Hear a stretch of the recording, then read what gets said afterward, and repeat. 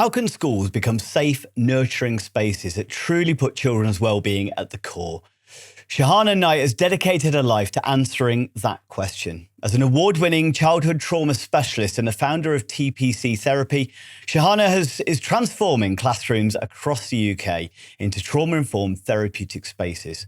With her groundbreaking Therapeutic Schools Approach, she's helping educators and caregivers put well-being first. Today, we're diving into how trauma impacts children's behaviour and learning, and how creating the right environment can make all the difference. If you are caring for someone else, whether paid or unpaid, and no matter how many hours you do it, did you realise that you may be missing out on thousands of pounds of discounts for things that you may use every day? The Able to Care podcast is proud to be sponsored by the UK's #1 carers card. Started by two best friends who recognise that carers deserve better and are 100% committed to helping to change the lives of all carers and bringing them together as a strong community. Carers Card UK provides support, recognition and rewards. It offers reassurance by providing an ID card that helps access emergency information when needed, while also unlocking discounts, a wellbeing hub, a carers circle tool and a community through their app. All of this for less than the price of a box of chocolates a year. There are discounts on gym membership, days out, electrical goods, clothing and even glasses. Let others know you care while taking a little care of yourself with an ID card you can be proud of. Visit carerscarduk.co.uk/promo code/able to care today to order yours.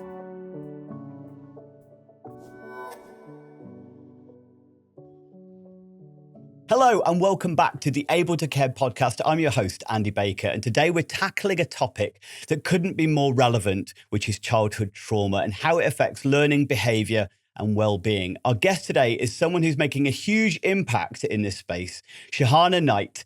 Shahana is an award-winning childhood trauma specialist, the founder and director of TPC Therapy, and the visionary behind the Therapeutic Schools Approach. Her mission is to transform schools into places where well-being and emotional safety come first. Shahana's work has been recognised by BBC Newsround and BBC Teach, and her practical, inspiring talks cut through the jargon to deliver actionable strategies. She's not just talking about the problem, she's providing solutions, showing how schools can become trauma-informed and therapeutic environments. We'll be discussing how childhood trauma shows up in the classroom, how traditional approaches often miss the mark, which is something very close to my heart, and what it really means to put children's well-being in the core of education. So whether you're an educator, caregiver, or someone who's passionate about supporting young people, you're going to want to listen in. So first off, Shahana, thank you so much for joining me. It is genuinely an honour. I've been excited seeing your stuff for quite a while, so it's genuinely a privilege to have you on. So thank you. Oh, it's my pleasure. I'm really excited about it. I'm so glad that we've been able to do it. Absolutely. Well, I first came across your work. We'll jump into it a little bit, but I'd seen these photographs that you post on your social media and stuff like that about these beautiful environments that drew my attention in any way before I realized that then you were creating classrooms, which kind of blew my mind as far as, I wish I'd been able to go to school somewhere like that, which I think is the feedback you get from most people, right? Yeah, absolutely. Don't we all wish we went to a classroom that felt comfortable and relaxing? Yeah, so we'll dive into that in a little bit if that's okay, because that's a big part of your overall approach, isn't it? But your work is all about transforming how schools approach trauma, right? What inspired you to create the Therapeutic Schools Approach? Oh, that's such a good question. What inspired me? I think I was led there. So depending on how far back you want to go. So when I was growing up, my dad was actually my head teacher of my primary school. Yeah. Mm-hmm. And we lived in the local community. So he moved us into the community that the school was in. And he was amazing, very charismatic. Everybody loved him. He was kind of inclusive before inclusivity was a thing, before it was a word. So he had a hearing impaired unit put in his school, and all the students then accessed lessons with us. And all the children had to learn how to sign. So every sort of assembly, every song, everything we did, we all learned how to sign. And so that was like my first experience of we have to be inclusive, like everybody matters kind of thing. And then also he was amazing. He really cared about the families that we were kind of interacting with, and he lived around, obviously, because we lived in the area. So he would constantly be supporting them socially and emotionally and sort of in terms of their family life, which again kind of fed into this mental health and well-being thing that again, no one was speaking about mental health back then. But so I grew up in a family that kind of was really loving and had other people's well-being at heart. But my dad then really, really struggled with his own childhood trauma. And it got to a point where he had to leave school when I was probably in year 5 and year 6, and started to really struggle with alcohol, became an alcoholic, and had really severe depression, bipolar depression. So it was like one day he was really down and the next day he was quite manic. And we lived in this environment where we grew up with childhood trauma, and we went from having a really secure childhood to a really scary childhood very quite quickly. And our parents couldn't look after us and couldn't support us emotionally because they were going through so much.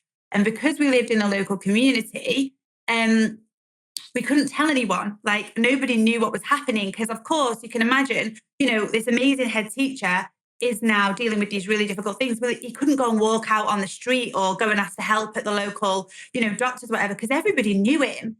And so we just went about as if everything was okay, and it all happened behind closed doors. And I think that was possibly the first step to creating therapeutic ways of working in schools and TPC. I then went through my own career, wanted to work with children. My mum was always in education as well. She loved children. She was a childminder when we were younger. So she worked and did that while we were at school. So we were very much together, and we saw their businesses and their work kind of ethic right in front of us because we were part of it. And then as I was training to do, I did sort of psychology at uni, and then I went on to do a therapy postgraduate, so to be a play therapist. And all the way through my childhood, I kind of tried to be around children as much as possible. So I would volunteer. I was a nanny. I would go to the local after school club and like help them. And I was constantly doing stuff with kids from the minute I was allowed to, like literally from the minute I was allowed to. I was probably a kid myself. And just loved it. But I was always drawn to what they called then the naughty kids.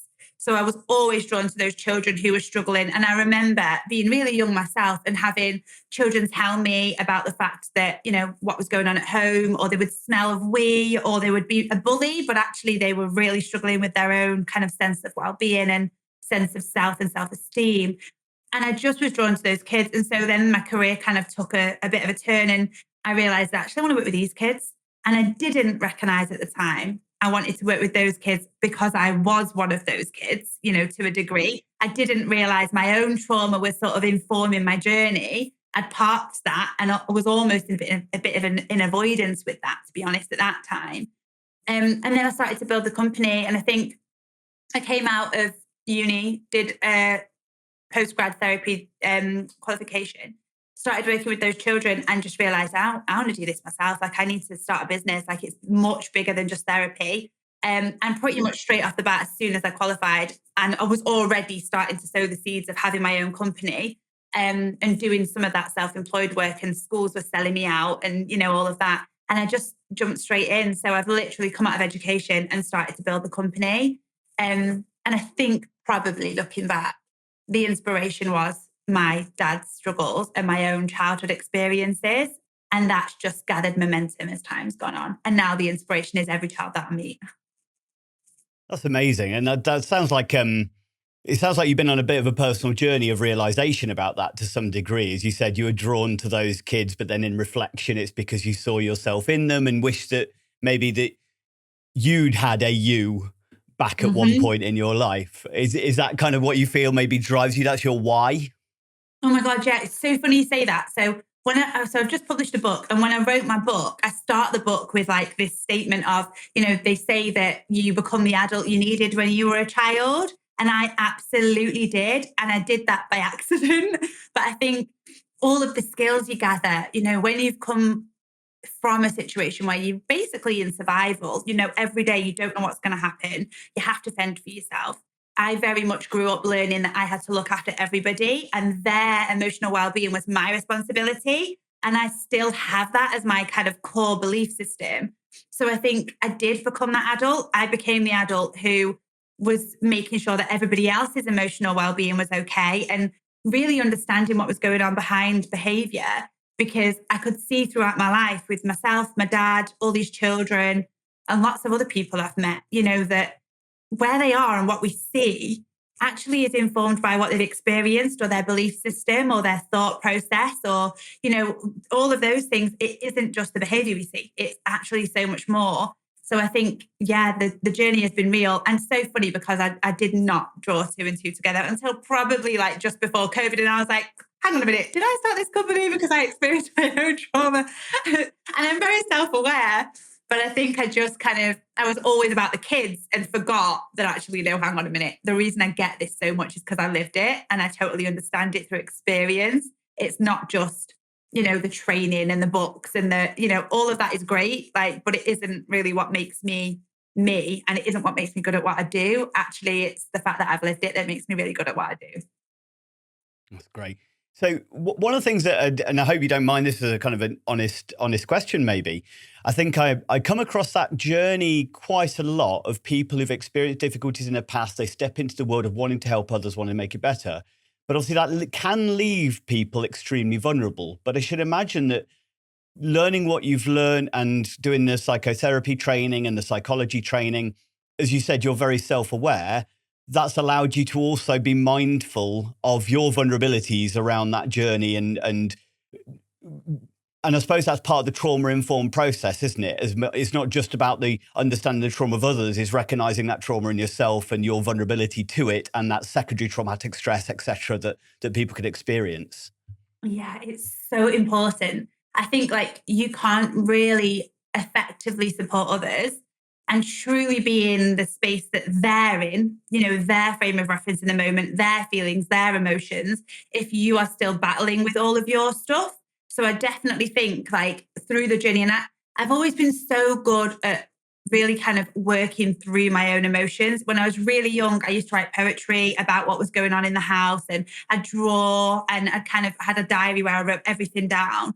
And I think I was very creative and I'm able to kind of get those things out naturally. So I almost learned how to kind of reflect and get that outlet out, but then also to review that, reflect on that, kind of learn from that as a process really, really, really early. And I suppose I had to, because if I didn't have my stuff together, I couldn't help everyone else. I learned that, and I think that is true now. We as adults, it's really important that when we're faced with a child or a person who are really, really struggling with their emotions and their well-being or their behavior, and they're very dysregulated and really struggling to manage, it's so easy for you to then get sucked into that and start responding from your own place of kind of your own trauma responses, I would say. So, if someone's squaring up to you and they're shouting at you and they're really angry, you have to know that's their stuff and it's about them. And your job is to guide and support them. But if I'm then going to feel attacked by it and I'm going to then struggle because, I've had people in my past who, and this isn't true of me, but of anyone, if you've had someone in your life where you do feel attacked regularly and you have had to stand up for yourself or you've, had to use your voice, your body's going to remember that and you're going to then respond and you're going to get, sweaty and hot and angry. And then suddenly you're not working from a place of being trauma informed because your trauma responses have took over and you're not going to be able to help that person. So I think it's definitely something when we look at trauma informed practice and also just really good communication skills with people and connection skills with people, we have to realize that our stuff sometimes bleeds into that. And so looking after our own well-being and understanding what our own triggers are for our own feelings and recognizing in our bodies, hang on a minute, is this about me or is this about them? I think this is probably coming from me because I can feel a real emotional response here. And actually that's probably a bit more than what this situation needs. Then we've got to be able to recognize that in ourselves, because if we don't, can't really help. Yeah, I've had many conversations when I've been teaching around similar subjects where it's sometimes foster parents, children's home workers, particularly foster parents, I think, is a big one as far as that I don't know what else I could do. I'm doing everything that I should be doing, but it doesn't seem to be working. And sometimes the advice I give is, well, carry on doing what you're doing, but now start working on yourself. You've got nothing else to do or to be able to do for the child. So now you completely need to turn it around and self-focus and make sure that you're okay. And the journey will carry on. Keep doing what you're doing. Because I think sometimes they're looking for that silver bullet, that magic word that just tell me what I could say, that like abracadabra, and the child just re-regulates. And it just doesn't exist.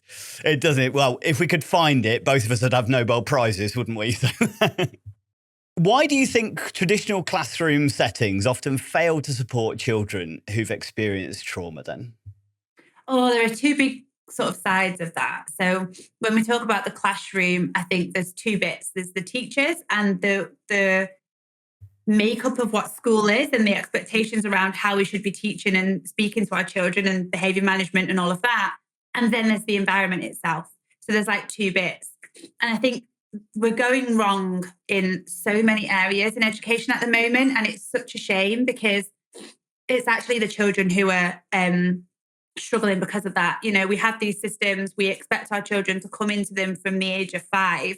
And we forget that we're almost parenting those children. I think we see it as, let's get these kids in, they've got to sit down, they've got to learn, they've got to get these outcomes, they've got to do the tests, and they've got to cross their legs and all of that.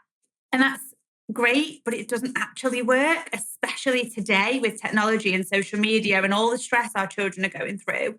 You know, our children are less and less and less prepared to be able to come into the classroom and actually be ready to learn. A lot of our children are working from a really high place of stress, and that might be due to trauma.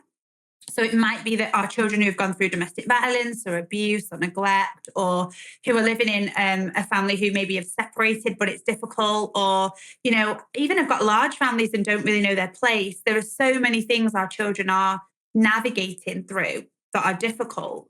And then the other side of that is, okay, that's trauma and that is so relevant. But what about all the other kids? Genuinely, like, children now are so highly stressed. We all function at this unhealthy stress level as a society. And our kids are oversubscribed to clubs. They're oversubscribed to school. They have breakfast club and school and after school club. You know, some of them might do swimming or football or this or that. And the weekends are busy. And they're not playing. They're not playing. You know, when I was growing up and when you were growing up, I imagine, we would get on our bikes, we'd go out on the front, we'd have a play, we'd be with our friends.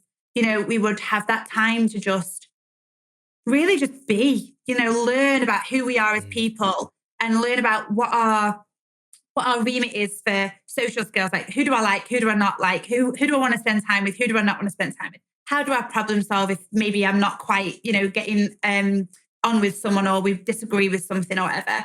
Figuring out how to problem solve in a situation, maybe you're in the local, I don't know, stream, and you've got to get out of it. You know, there's all of these different things you learn when we used to play that are part of child development. And now when you look at the children coming into school, well, they're not playing because first of all, they're overly busy. And second of all, when they do have time to sit down and truly just be, they're on tech. So they're on the computer or gaming or iPads or whatever, like whatever it is, whatever their poison of choice is, that is what they choose to do. And if you ask most children, what do you want to do? You've got an hour. I want to go on the iPad. I want to go on the TV. I want to go on the gaming. And so we're missing this massive piece of childhood that is part of good child development, healthy child development, that helps us to grow our brains and develop all of these social and emotional skills. And then what we're doing then is we're going, okay, right, so our kids are really highly stressed. Some have got real trauma, but also some are just knackered because they're constantly playing these games. And I think we don't realize that technology isn't calming our children down, and it isn't helping them regulate, and it isn't teaching them any social or emotional skills. It's increasing their levels of stress. And actually, for a lot of our kids, putting them into a state of dysregulation where their brains actually are in what I call survival mode.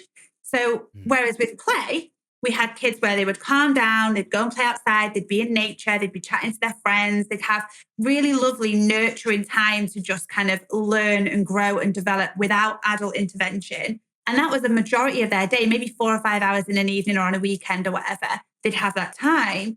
that was so good for their brain and so good for their regulation, because it would calm the brain down, reduce stress levels, and help them to get into a part of their brain that is where they can learn all of these rational skills, problem solving, communication, reflection, empathy, all of that.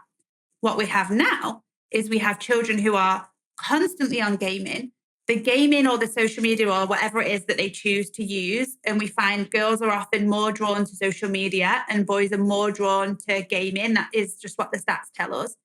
But what that's doing is it's increasing stress levels. And if you're a child who, let's say you spend 5 hours a night gaming and killing zombies, or you're fighting, or you've got to win a game. So, if you don't win, then you lose or you die. Even if that's popping balloons to not hit the floor, your brain is being programmed to go in a state of survival because it's going, oh, I have to win. I'm in danger. I'm not safe. And so your brain doesn't know the difference between reality and between fantasy. You're going to get sweaty and hot. Your heart's going to start beating. You're going to start feeling overwhelmed and stressed. And you've got to try and win to survive. Everything in your body then is being told you're not safe and that you're not okay. So your survival brain will come on and you will start to then respond with more levels of aggression, more frustration. You'll go into fight mode and want to fight back. Or, we'll start seeing when our kids come off that they're having more meltdowns and they're struggling to follow instructions and little things, they're flying off the handle. All of that is because of the way that tech's programming our children. So this is a long-winded way to come back to your question, but when our children then come into school, we're saying, okay, well, come in, sit down, learn, let's get on with it. They're not even in that part of the brain. And it isn't just kids who are going through trauma, it's all kids. They're not in that part of their brain. They're so overly stressed. They're in this survival state. And so I think that's a massive problem, because then when we look at our school environments and the way that we teach, we're not working with the science and going, okay, so actually our children are probably really stressed. They're more likely to be in a fight, flight, freeze state, so a survival state where they're probably going to very quickly respond with, arguments or frustration or wanting to run out or whatever. They're not in the part of their brain that's going to help them learn or to really retain information or to even manage their own emotions. Let me see what I can do to calm that brain down to get them ready for learning. We're not doing that. And then when we're seeing our children struggle and it comes out in their behavior, right? So they are more angry. We're seeing kids, throwing over tables, running out of classrooms. We're seeing kids running and going climbing over fences or up trees.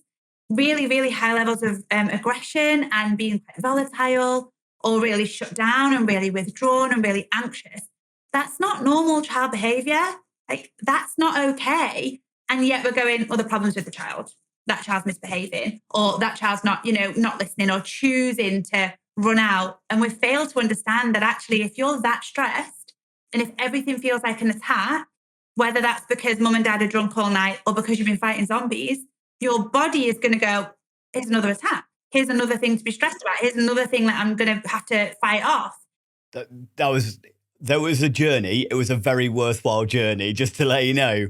I think that was so multi-layered and there's so much in there to kind of unpick. And I think, the fight or flight responses and the kind of the survival state. I think this is where it's always that, where's the solution? And it's more complex as far as you said about the gaming and the social media, the high levels of dopamine associated with that as well. That suddenly then, the habituation to dopamine means they're coming off that play is boring. Play doesn't give them the same stimulus. So it's really hard to just go, well, stop doing that. Stop taking that drug and just start doing this boring thing instead.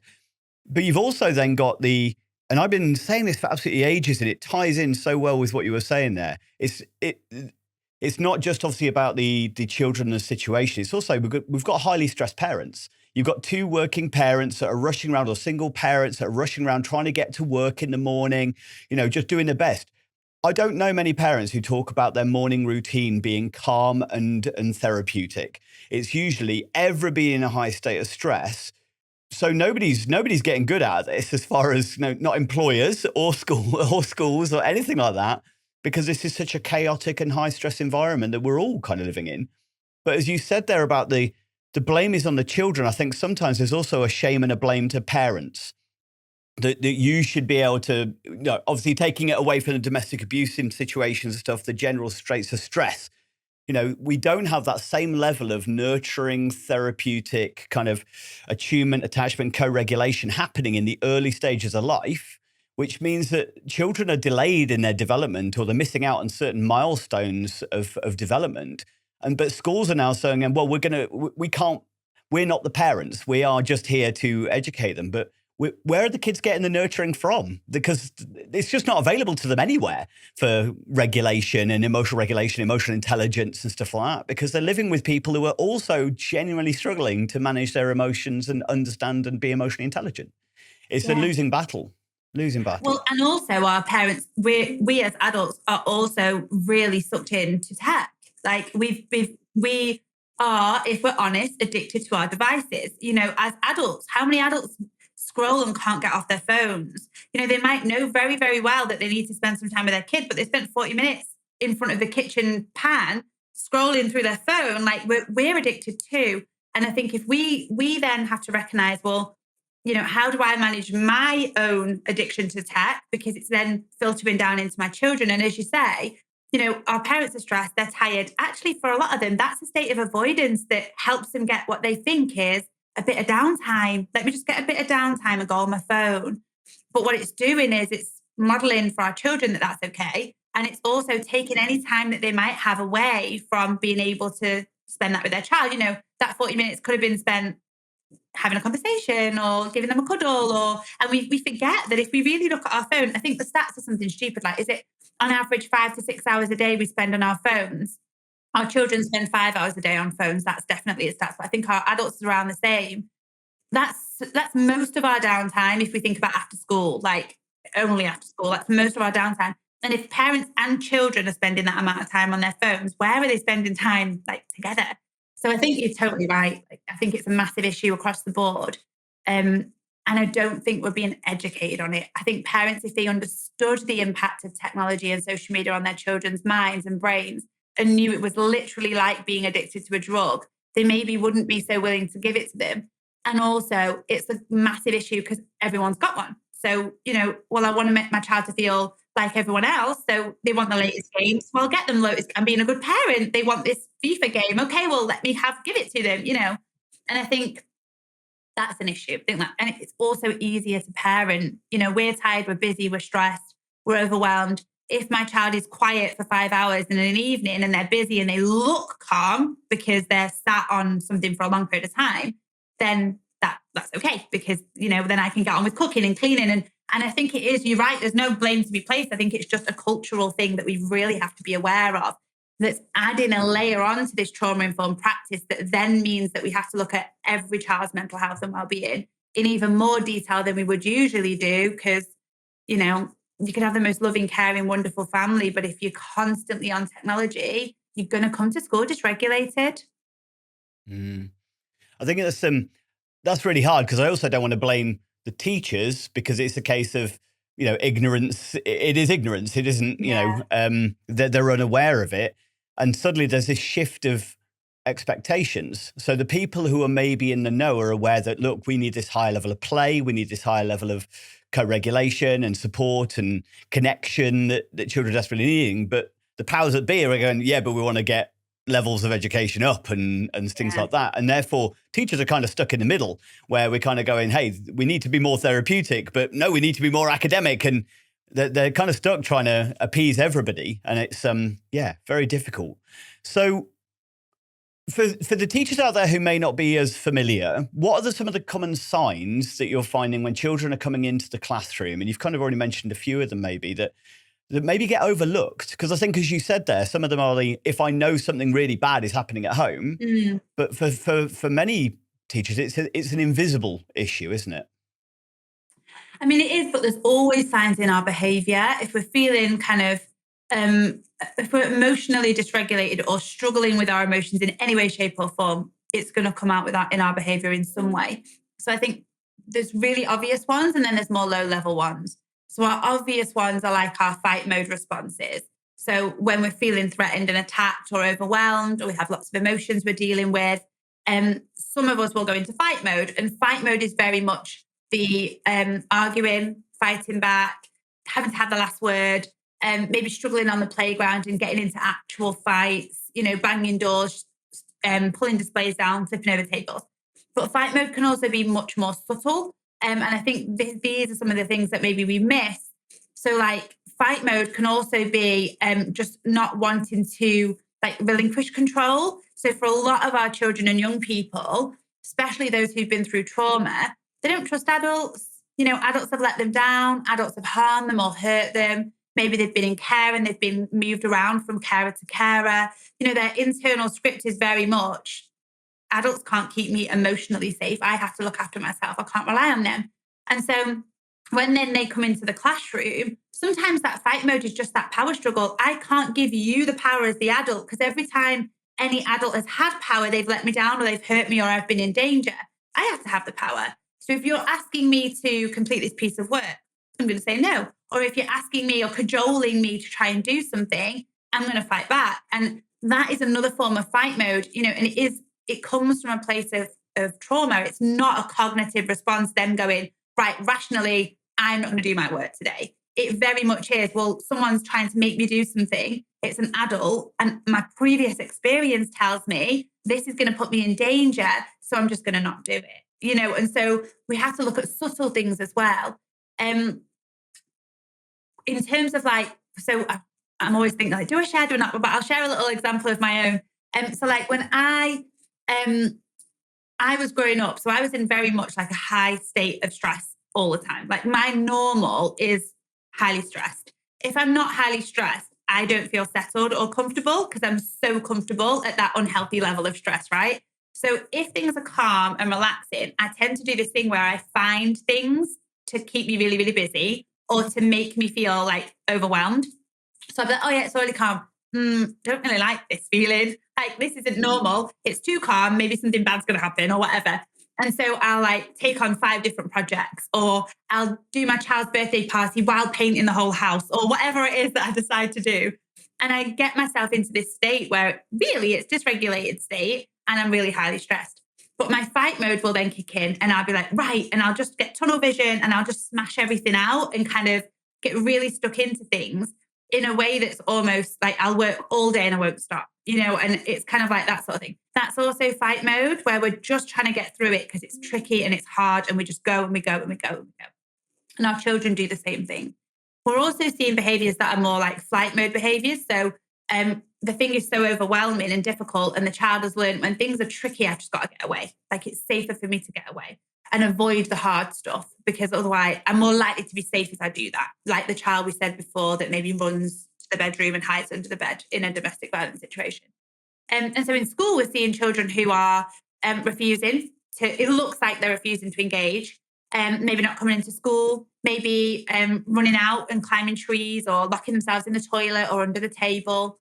But again, low level stuff. So like we're seeing children who just go to the toilet 10 times in a lesson or keep asking for a drink of water or are distracting everybody else and getting up and walking around the room.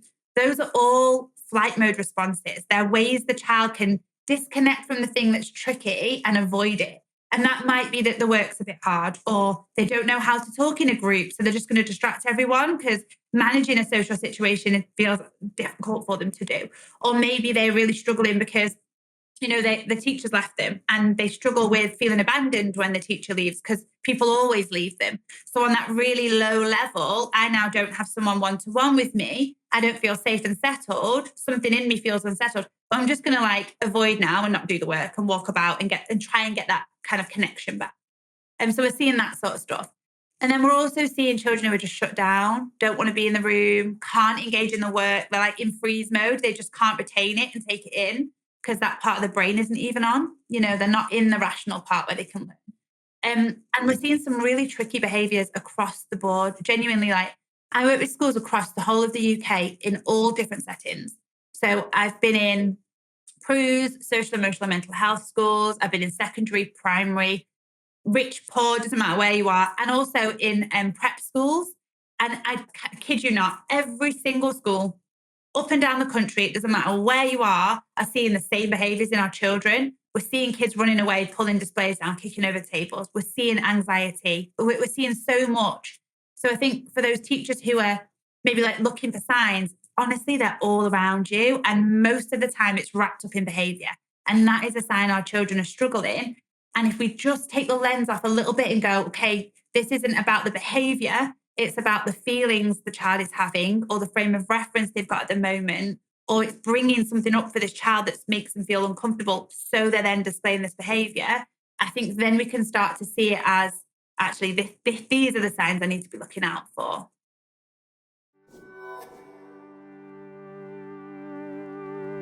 Let me ask you a question. Do you ever find the pressures of supporting, teaching, or caring for someone else overwhelming and wish you had access to more support and information? The Able to Care podcast, in connection with Able Training, has created the ablehub.uk, where for less than the price of a coffee a week, you can access exclusive podcast content, resources, events, and over 45 certified online courses, covering topics like self-care, understanding dementia, neurodiversity, first aid, conflict management, financial advice, and so much more, with new content and courses being added each month.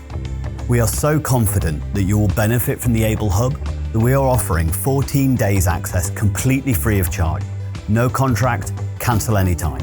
Become part of the ablehub.uk community and gain the support, knowledge, and resources you deserve. Don't struggle alone. Be able. Find the link in the description.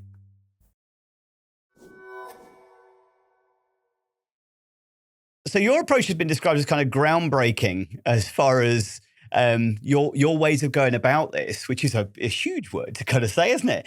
But I'd never seen anything. The stuff that you're doing around the classrooms and stuff like that is something I hadn't seen anywhere else. So where did that come from, as far as almost that interior design side of things, particularly? Yeah, genuinely, I think the way that I work is if I see that there's a problem, I want to fix the problem. If I see that something's not working, I'm really open and happy to be like, this isn't working. And I think that possibly has started me off on this journey. So part of what I do is I actually have like whole school courses to help them become fully trauma informed, but also really look at practice. You know, yes, you can learn all the theory, but what do we do? You know, how do we do it? And so I've been rolling that course out for quite a long time. And there's a module in the course around classrooms and helping our children feel safe in the environment. And for ages and ages and ages, I was teaching about classrooms, and there's lots of bits in that. So the environments I create are all about how are we trauma informed? How are we attachment aware? How do we put children's needs at the core of the design of the room and not just go, I've got this child with a wheelchair, I need to adapt the space. How is the space already set out for those children? And also, how do we get the best out of them to make them inspired to learn and flourish and get that part of the brain on that they need to be in to learn? You know, all of these things. And if we're looking at trauma and we're saying our children are most likely to be dysregulated, how do the rooms calm them down and help them regulate naturally for themselves and give them the skills? So it's looking at all of that. And so I was doing this in a course module and I was teaching all these schools. And some schools, lots of schools, were taking on the small things of what I was saying about, you know, and I talk about little things like swapping out your lighting and like taking down display boards and looking at the colours of your room and all of that, which I can share in a minute if you want. And so schools were doing that, but they weren't pushing it further enough. Like I was like, get your chairs and tables out. Like no one was doing it. So after lockdown, I had a school, an amazing school, called Shevington Vale, with a head teacher called Andy Horton. And he was doing our award. And I went into him and I just said, right, can I change an environment in this school? Like I've got an environment, a therapeutic classroom that's living in my head and no one is being brave enough to do it. Can I do it at in one of your classes? So he was like, yeah, absolutely. You can do it in like year one. And I was like, no, year one already has like more of a kind of a free play vibe going on. I don't want to do it in year one or year two. I want to do it in year six. And he was like, oh, not quite ready to let you do it in year six. We've got SATs and we've got this. And I get it. And he let me do year three. So I came in, designed the room. I don't have interior designing as part of my official skill set.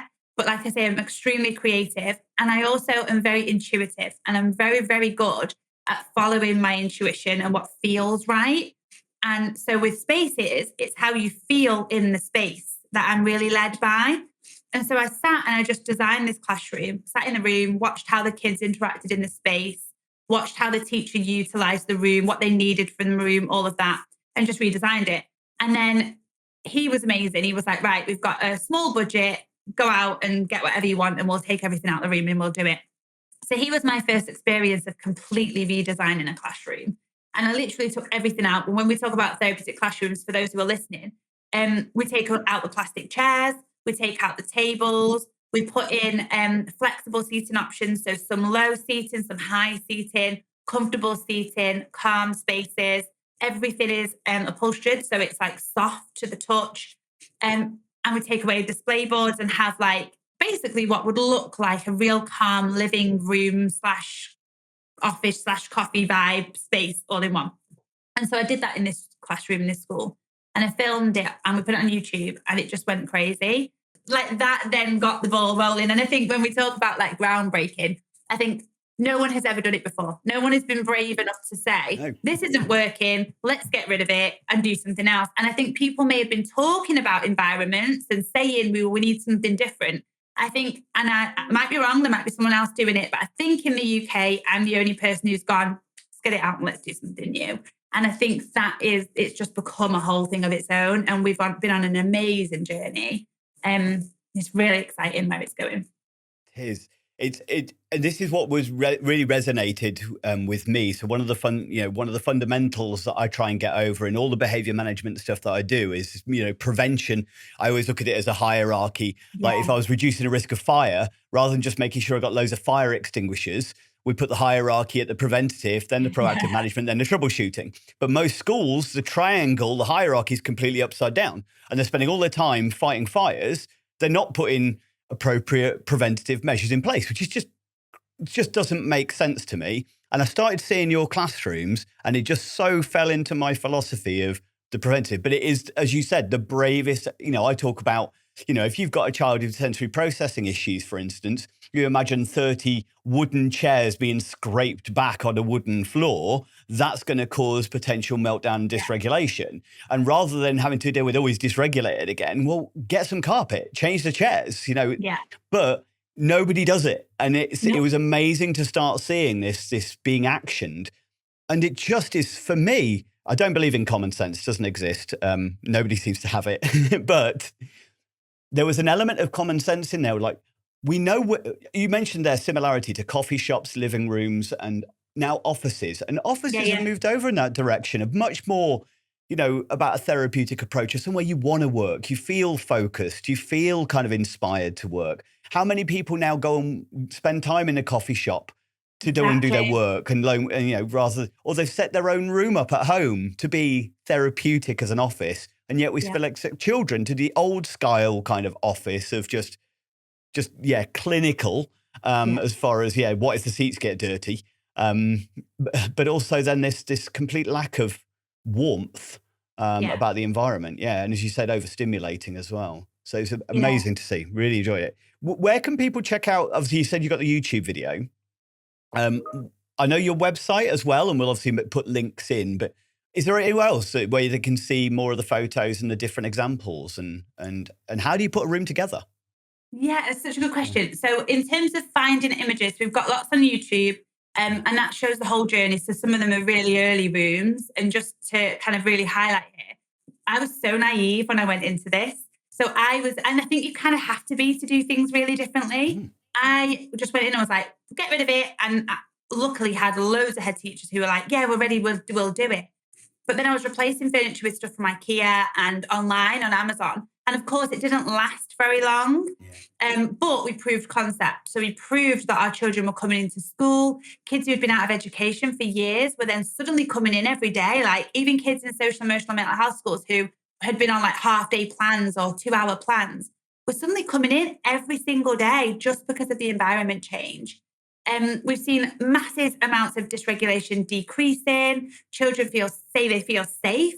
I didn't even use that word with the kids. It's my intention. But little year 3s all the way up to year 6, I feel safe in my classroom. It made a massive difference in terms of outcomes. And some schools are even seeing a difference in like test results. The projected outcomes for certain children, when they then go and work in a therapeutic classroom space, the outcomes have increased massively in terms of what they were projected to do. So it works. So I was very naive. Now I realized the concept works, but we can't put in stuff that's just from Amazon and just from IKEA. And so I now work with suppliers. I found suppliers and I have made my own range of furniture.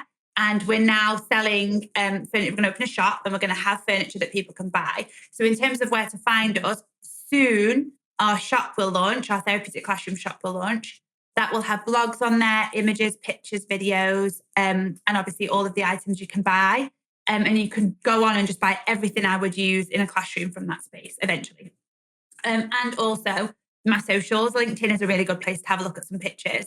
At the moment, the TPC website has some images, but we'll have a therapeutic classroom website really soon. So that's that bit. In terms of what was your second bit about that? How do you put them together or something like that? Yeah, what kind of, what are the main elements that you look to create? Yeah.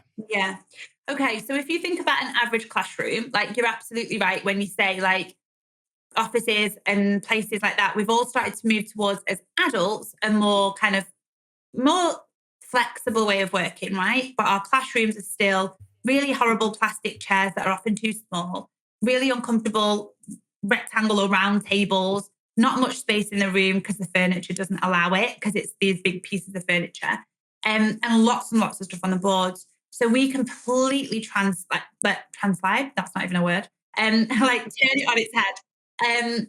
And we say, well, okay, forget that. If we just had a room, what would be the best space for our children to come into and want to learn, but not just want to learn, want to be in and feel inspired to be creative or ask questions or communicate with each other and think, what are those rooms like? If we're going to take all of our children into one space called a school and say we're going to teach you, how do we get them to want to be taught? What do we do?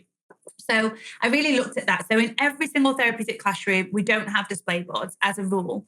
And sometimes I get pushback on that, not as much now.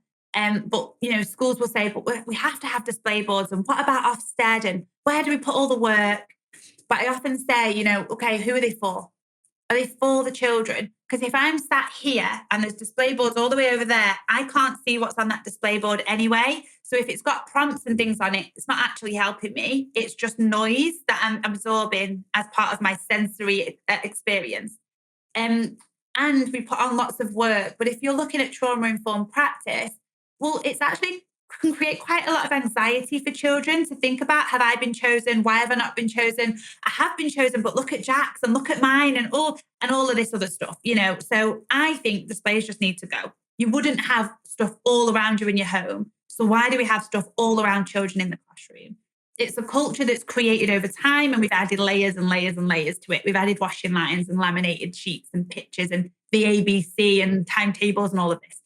When you speak to Ofsted, they actually don't expect schools to have that. We've spoken to a lot of schools who've come into our therapeutic classrooms and gone, what do you think? And they said, this is amazing. And head teachers have said, so don't you expect to see displays? And, and they said, no, it's literally a myth. It's just something that we've culturally created. We don't need to see all these displays and these display boards.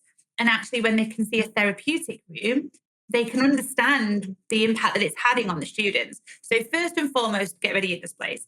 And I would say to anyone listening, if you have to have displays, because not everyone's got the power to take them down or remove them, I would literally have really muted display boards. So really calm, all the same color. So you've not got blue, pink, green, orange, red, all the same color.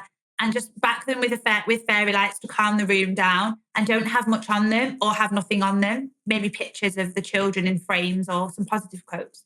So display boards. The other thing in every room is calm lighting.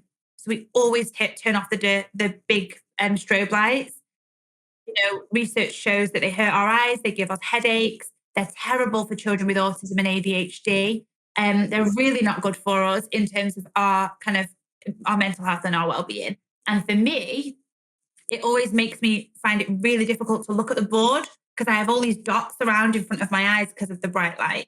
So we just turn them off. We say to schools, don't worry about changing your lights, just turn them off. And so use the natural light coming in from the windows, and then put in fairy lights or lamps, or we sell little LED lights where you tap the top and they change colour, and create a really calm, safe zone. And even if you just did that, it makes such a difference to concentration levels, noise levels, and levels of calm. So lighting's a big one. And then we always have plants and comfortable like blankets and things that children can kind of regulate with. So blankets and weighted teddies and all of that. We always have a calm area in every room. So there's always I always find a room for a sofa. Now schools will say, rooms are too small. How can you get a sofa in? You can if you change the furniture. I've been able to get a sofa in almost every room, and maybe one or two where I haven't, we've had like armchairs instead. But always have a calm room, a calm area. And again, if we're looking at trauma-informed practice, the reason for that is if you acknowledge children are going to struggle. Children are going to struggle to engage. Some children are going to dysregulate and their feelings and emotions are going to start to bubble up, and they're not going to be able to concentrate. As teachers, we have to give them the tools to be able to manage that for themselves and really calm themselves down and utilize something within the room that they can do themselves independently that's going to help get them back into a state of learning. So the blankets help them regulate. They can pull them around them and get on with their work. Or they can go and sit on the sofa and do their work there. So again, it's challenging perceptions. But I always say that is just as much a viable space to learn as a table. And so they go off, they sit on the sofa, they get a blanket, they pull up their maths work and they do their work. Or they listen to the input. Or they'll go, I'm not doing it. And they'll just sit at the back. But they're in the room, right? They're in the room and they're with a blanket and they're opted out, but they're not really, because they're with you. They're safe in their space. They've not been rejected or had to find a reason to be so dysregulated that they can leave and go into that flight mode. They're actually within the space. And so it's so much easier to come back into a state of learning. So we always have a calm area. And the last thing is we change our tables and we swap out our chairs. So every room has high seating, a high bar table. I swear, honestly, like if you can afford nothing else, go out and get a high bar table for your kids, because those children who really struggle to engage, and I usually find it's those children who have got some sort of, trauma in their life or some sort of adversity that they're dealing with, and they really find it hard to stay in the lesson. Get a high table with high chairs and that child will sit and that child will learn for pretty much the whole session. There's just something about it. So we always have high options. We have low options where they can sit on the floor with low tables and floor cushions and bean bags and things. And then we have round tables for connection and eye contact and togetherness, but small ones, so maybe just 4 to a table. And then we have nice big tables where we've got a collection of children and they can do like activities or group work or chatting. And the idea is children can move around the space. So if on one day they feel like they need to just be on their own a little bit at a high table and just have a bit of space, they can. If then the next session they fancy sitting on a round table, they can. And it's up to the teacher to then learn how to navigate that room with the children. Obviously, we don't swap seats during the lesson, but it gives them those flexible options. And genuinely, if you've got a child who just wants to sit on the floor, just let them sit on the floor. It really doesn't matter. If they're learning and they're engaged, they can sit on the floor with no shoes and socks on. That's part of the therapeutic classroom approach. Great. You're going to have a child who's engaging. So I think it's every element of the room, but you can take different elements. If we've got listeners that are thinking, I can't change my whole room, that's okay, because you can take different elements of it. And I think making the room just feel calm and safe through lighting is a massive thing. And a few plants is also a massive thing. So yeah, I think those are the main elements of the room. And obviously colour. We would never put in lots of colour. We always put in like beige or light greys or wooden, lots of kind of accents of like normal wood and whites and blacks. We would never put in like a really bright colour, because I just think everyone adapts differently to colour. Everyone has a different sort of relationship with colour, and colour outdates really quickly as well. And so, you find yourself then stuck with a big bright purple wall. It's not in line with what I do. I know lots of schools like a bit of colour, but I will always say, just keep it really neutral and natural and let them just focus on the work. Nice. There's again, lot to kind of loads of amazing ideas. And it's really good as well that you don't necessarily have to have a huge budget to completely transform your furniture to kind of make things a little bit more therapeutic. There's a few things in there that I kind of made a note of as I was going. And one is that I think you're creating an environment where children are having a higher level of autonomy as far as they get to sit where they need to sit, rather than that demand of you must sit here. Because I think the counter, there's this weird kind of concept, isn't there, that if children are controlling or have a fear of that loss of control, which is essentially what it is, isn't it? If I'm not in control, I may not be safe. But we sometimes perceive that the way to overcome that is we'll take all control away from them because they need to learn. And I use a comparison going, you imagine you're scared of spiders and I just stuck you in a bathtub and covered you in spiders and we'll get over it. Although I might overcome it, it'd be damaging to the relationship, it'd potentially traumatic and stuff like that. But how often do we do that to children? So actually, and I do a lot of work around improving motivation, for my staff team and everything. And autonomy is synonymous with motivation. Like thinking the old punishment, reward, star charts, throw them out the window. The whole thing should be, sorry, I nearly swore there. I don't usually swear on my podcast, but I get passionate about this. And look at what genuinely motivates. And actually autonomy and control over the choices, over the outcomes is so much more motivating. But I think the other thing is that just having the calm area, it doesn't mean the kids will definitely use it. Sometimes just knowing that I have that choice, knowing that I can step away from the less if I need to, it significantly improves resilience. Just knowing that if it becomes too much, I can step away, which means because I haven't got that stress of what if I can't cope, that actually then helps me to re-regulate. And I think that's something people don't always understand, that just having that choice, having that ability to step out just reduces stress. Yeah. And also it's part of the room, right? So if that sofa isn't just the calm sofa for when you're struggling, like the calm tent for when you're dysregulated, or the calm room, it's just part of our room. If you want to sit on there and you need it, absolutely go ahead. And you can do that to learn, or you can do that to take 5 minutes, or the permission is there for them to have that autonomy then to go. But it's not the naughty spot or the spot where people go and they're struggling. It's just the sofa. Do you know what I mean? Yeah. And that has power too, doesn't it? Does, yeah. That's it. Sometimes that being dysregulated is seen as a bad thing, but we all get angry sometimes. It is, it's having no emotions is inhuman. It's about how we manage and regulate those emotions. So actually it should be a rewarding thing to kind of go, hey, well done for going and chilling out for a bit. That's amazing. I did a lot of work with a lad who we used a trampoline as a way of regulating for him. And we had to help him in the early stages to recognize he was becoming dysregulated. And that was his tool that he used. It took us a while to get there, but he would take himself off and kind of, I'll be back in a minute. And I don't know any adults who are able to recognize they're distressed, remove themselves from a situation, re-regulate, and then be able to go back in. So it's no wonder we're struggling to teach children to do it, but that is the absolute ideal, isn't it? Absolutely ideal. It is. And when we look at mental health, like, the levels of children and young people dealing with mental health issues has exponentially increased. Like, it's actually a joke. There's so many children struggling. So we know that's a factor, and we know children are heading in that direction, right? For all the different reasons we've talked about today and more. And I think the thing is, when we look at our classrooms, is what is our job really, like as adults in the classroom? It isn't actually, I think, anymore just about teaching them what's on the page, like just about the maths or the English or the lesson or whatever it is. Some of our children, if we're really honest, they're not even there. They're not even ready to learn those things. They have to understand what's going on for themselves first. They've got a massive gap around, am I naughty? Am I bad? Why am I always angry? Why am I always frustrated? I can't control these feelings. So you're saying there, you gave this child the ability to learn, this is how I'm feeling, and I now can do this to regulate and calm down. We have to teach our children to have that emotional intelligence and that skill set. No one else is teaching our children that, for all of the reasons we've discussed. Actually, is it now our job? And I believe that it is, to almost be like second parents, where we go, okay, where are the children at? We know the children are struggling. We know that they cannot understand even sometimes how they feel. They're angry or sad, but they don't know what anxiety feels like. I know so many kids who believe they've got tummy ache when they're anxious, or they're hungry when they're anxious. They don't know that actually they're embarrassed that they got something wrong. They're not angry, but I'm angry, it's because of this. No, you're a bit embarrassed, and that's okay.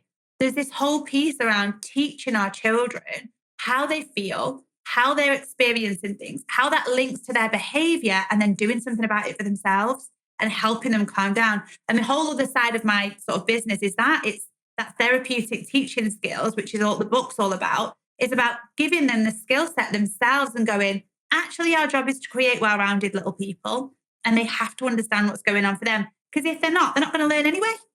They're not going to be able to learn. So if we don't do this piece of work first, well, you can bang your head all day long trying to teach them maths, but they're not in the right headspace to do it. Their brain literally isn't working from that place. maybe just let's do this first, and then they'll be more engaged and they'll be able to learn. So I think you're right. I think that whole piece of work is it's essential. Yeah. So I genuinely feel we could continue a conversation forever. I think we could disappear into a rabbit hole and me and you could wax intellectual and put the world to rights 100%. But we have to draw a close as far as the podcast is concerned. So to finish us off then, what's next for you and for TPC Therapy? You've mentioned a few of the kind of main projects that you're looking to do as far as the furniture shop or environment or the therapeutic environment. Your book, obviously, have you recorded the audio version of it as well? Yes, it's also on Audible now. Yeah, excellent. Yeah, so what else are you hoping to achieve and what's the next steps for you? So we are going to launch our therapeutic classroom shop. That should come hopefully April onwards. We are in the process of getting our furniture tested to education standards, which has been a massive thing for us. So that's like the next big thing. The book has come out. That's all about how basically what we've just been talking about, touched on a little bit about our language with children, seeing behind the behavior, helping them regulate and learn how to be emotionally intelligent children at the same time as teaching them and giving them those safe consequences without punishment and punitive and all of that. So that's coming out. And the environment stuff's also in that book. So that's now available online and also on Audible, which I'm so excited about because I think listening to a book is it's such a brilliant way to absorb the information. And I can tell you it, so you can hear my voice and the way that I'm sort of giving examples of how to speak to children, you can hear it. So that's coming. I'm just about to go on a virtual book tour. So it took me a while to think about whether or not I wanted to do it, but I've decided to do it. So I'm visiting schools around the country virtually for an hour and a half twilight. And I'm just going to do a talk session on lots of this stuff for free. It's just kind of that promotion of the book really, and to just kind of get the word out there. So that's coming. And if anyone's interested, you can possibly book on to that, depending on when you're listening. And then the courses and awards that we do is also a massive part of the work. And we are really just kind of honing in on that now and helping schools to find us. So we're trying to be more visible because that's another massive piece, helping more and more schools to just have a whole school approach and know what to have a roadmap to know what to do. So at the moment, those are the projects. We'll see. I'm doing lots of big school projects. There's lots of big schools that are asking me to do the whole school, which is wonderful. So I'll be leaning into that a lot more and kind of transforming whole school environments, which is very exciting. So yeah, there's lots on, as well as raising 2 children, Well, thank you so much for giving me your time today. It's genuinely been a fascinating and enjoyable conversation. I think I could talk to you all day and pick your brains and stuff. So, but I've got other things I have to do. But I'll definitely be getting a copy of the book myself as well. It's already in my basket, so I'll make sure that that's kind of bought. But thank you so much for your time today. Oh, it's been an absolute pleasure. I'm really grateful. And I'm sorry if I went on a bit longer than I should have done. Not at all. No, everything was absolute gold. So it's really appreciated. So for all of you who are listening, if you found anything that we've spoken about useful, interesting, or maybe helpful, please like, comment, and share. Do check out all the information in the show notes and description about how you can find Shahana Knight and all of her information and book, and go out and check our website and check out some of her amazing classrooms that you'll all want your own children in, and you'll be wanting to do in your own classroom very soon. All right. Thank you. Have you ever encountered an adult or child's behavior that has felt difficult, overwhelming, or challenging? Have you sometimes felt at a loss of what to do, or know that you didn't handle it quite right? People are complex and unpredictable, and their behavior can be like the weather. We've all made the mistake of looking out the window and feeling safe to wear shorts, but 5 minutes later, wishing for an umbrella. What if, like a weatherman, you understood how humidity, temperature, and pressure all come together to cause the weather, allowing you to better prepare, predict, and respond, and prevent ever having a picnic ruined by a thunderstorm ever again? My book, called Targeting the Positive with Behaviors that Challenge, helps you to become the weatherman of behavior. It provides you with a toolkit to increase competency, confidence, resilience, and empathy, so you feel more assured about how to respond to distressed or dysregulated behaviors in others, including those affected by trauma, mental health, neurodiversity, learning disabilities, or dementia. build better connections, achieve de-escalation, and improve outcomes for yourself and those you engage with my celebrated 6-stage target model, a step-by-step process to reduce distress for everyone. Discover my empowering, person-centered guide in Targeting the Positive, written by me, Andy Baker, available from online bookstores worldwide. Find a link in the description and order today.